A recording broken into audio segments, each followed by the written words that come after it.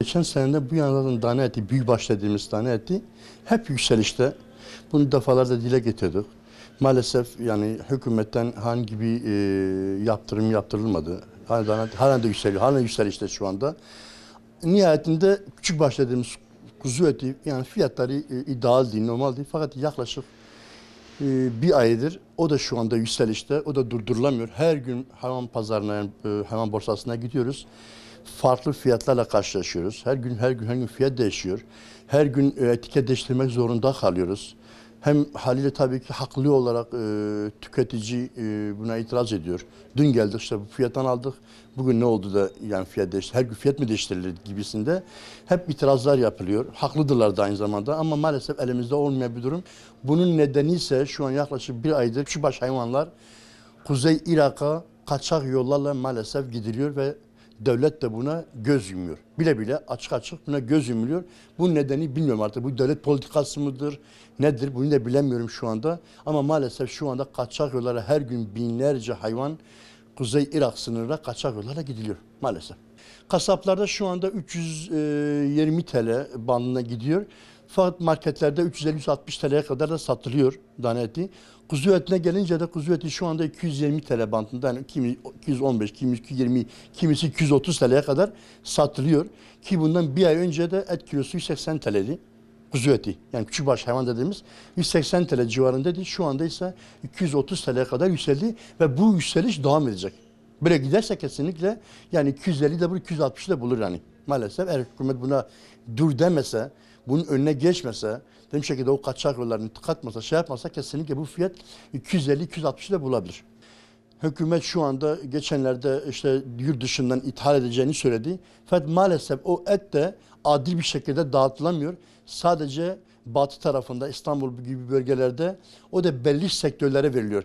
Eğer tamamıyla öyle kasaplara dağıtılmış olsaydı ve bizim bu bölgeye gelmiş olsaydı ve en azından tane et değil, bir nebze olsun fiyat düşerdi. Bazen böyle gözlemliyorum. Vatandaş gelip böyle kafasını pencereden veya da kapıdan çıkarıp et fiyatını soruyor. Fiyatı öğrendikten sonra et almadan çekip gidiliyor. Ben bir vatandaş olarak ben buna vicdanen çok rahatsız oluyorum hakikaten. Yani yüksekti, çok yüksekti et. Yani tavuk eti de şu anda yükseldi aslında. Sadece o değil hani.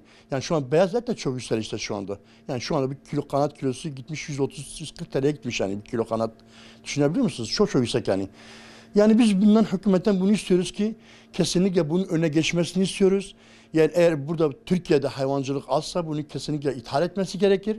Ama ki Türkiye'nin hayvancılığı bence yeterlidir. Eğer bu sadece bu kaçak öyle dediğim şekilde sınırdan diğer devletlere giden o hayvanları durdurabilse eminim ki yani Türkiye yeterlidir. Yani ve fiyatlar da yükselmeyecektir. Et fiyatları her gün yükseliyor. Biz bunun önüne çıkamıyoruz. Yani bunu devlet de biliyor, kendisi de biliyor ki etin fiyatının yükselmesi. Bilinçli bir şekilde demek ki devlet kendi şeyle bunu yükseltmeye çalışıyor. Buradan fazla hem halk mağdur oluyor, ondan öte de kasaplar da. Kasaplar da mal bulamıyor. Yani mal bulamadığı vakit her gün fiyat artışına gidiyor. Vatandaş geliyor, etin fiyatını soruyor, 3 kilo alacağından fazla 1 kilo, 1,5 kilo alıyor. Yani o da kendi aile bireylerinin gözünü kapatmak için. Eskiden mesela gövdelerce et alan müşterilerimiz şu anda kilogram bazına düşmüşler. Artık kuyumcuda altın alır gibi millet de gelip kasaplarda et alacak. Çünkü üretim son noktaya gelmiş. Üretim yok. Goşt hakikaten ve zar bahaya. Yani bahate frotun millet mağdur dibe diye okuyda. Yani göç ve demesime zahzaz de bu. Davare mazın davara zahzaz ko bahabu. Hayvanı küçük barxavana ki anadolu küçük arzan bu ve avji haro fiyat da geçti be bahat be sebebi önakeji brago hayvan de sunorda de çine derva çine Irak'ı jüej hayvan kemai heye kemasai heye jüej keji goş bahat be am vena am rahatsız bin. Fiyat hali hazır barxa davara 350 milyon da geçti be 320 milyon bak kasaba li marketa 350 hatta 360 tefrotun barxa ise 220 milyon tefrotun barxa. Avcı zahbaya belirgen mehki 180 bu madde ve hali hazır bir 220 milyon fiyat zahzazede ya. Tabii ki millete mağdurdu be ego çünkü ego nikara kavatan tine rabana bikrin yani tene deve deri fiyat persin u rabana sa gerivet garin yani millet mağdur fakir mağdurdun rabana. Haliyle tabii ki millete mağdurdu be. Tuhazın ki hükümet peşya vinaki bigira en azından sonurda neyle bu hayvan harin bu hayvan bolluğu hebe go arzanici çebbe.